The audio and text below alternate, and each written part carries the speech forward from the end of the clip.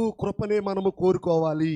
గనుక మనము కనికరింపబడి సమయోచితమైన సహాయము పొందినట్లు ధైర్యముతో మనం ఎక్కడికి చేరాలండి? కృపాసనం యొద్దకు. మరి కృపాసనం ఎక్కడుంది? యెరూషలేము వెళ్దామా?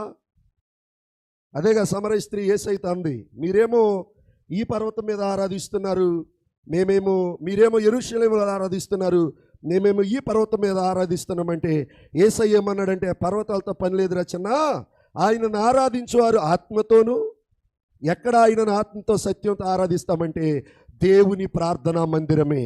దేవుని ప్రార్థనా మందిరమే దేవుని కృపాసనము. దేవుని ప్రార్థనా మందిరమే కరుణాపీఠము. నీవు నీ కుటుంబము మోకరించిన స్థలమే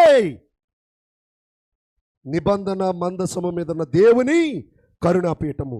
ఇప్పుడు ఆ కరుణాపీఠము యొద్దకు వచ్చి సమయోచితమైన సహాయము కోరితే దేవుడు తన మహిమ ఐశ్వర్యము చొప్పు నుండి మన ప్రతి అవసరము తీర్చునుగాక.